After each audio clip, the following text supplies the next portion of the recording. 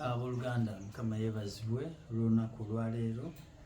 Tulina ekitundu ekyo ekiri mu Ngero ssuula 2 olunyiriri olw'ekkumi mu bigambo eby'amagezi.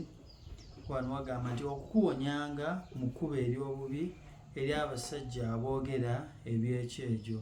Jjukira nti n'ebigambo ebyo Katonda abyogera nga amaze okukubiriza abaana be nti bafune amagezi, balwane okufuna amagezi, kubanga amagezi ago gagamba nti no gajja kubawonyanga mu kkubo ery'obubi ate era n'eri abo abasajja aboogera eby'ekyejo oba eri abantu bonna aboogera eby'ekyejo.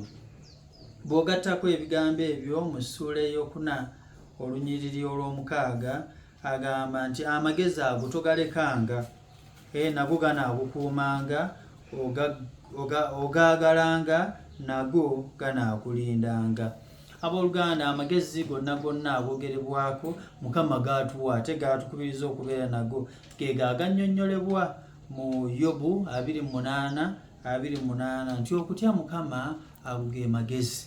So kitegeeza nti no buli oba ng'otya Mukama owooluganda, Mukama ajja kukukuumanga, kyokka ate ajja nakukulindanga oba ajja kukwebulunguluzanga obukuumi bwonna bwe weetaaga. He will protect you and he will provide for you in every aspect that you desire to be helped in.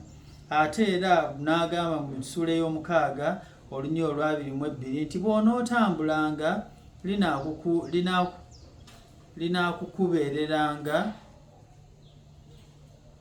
linaakukubeeranga, bw'oneebakanga linaakukuumanga. Nti amagezi ago owooluganda Katonda gaatuwa, era bw'obanga olwanyi oganoonya n'ogafuna, bw'onootambulanga gajja kukukulemberanga. Amagezi ga Katonda gajja kukukulemberanga, aye ne bw'onoobanga weebase munange gajja kukuumanga.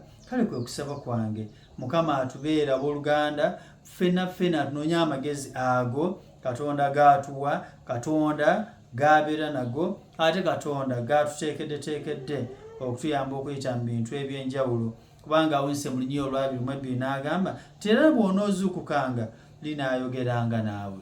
Owooluganda weetaaga amagezi oyogerengako ne Katonda, Katonda ayogerengako naawe, akusitule, akuwambaatire, akuwe amaanyi, akuwe essanyu, akuwe n'emirembe. Mukama abeere nammwe.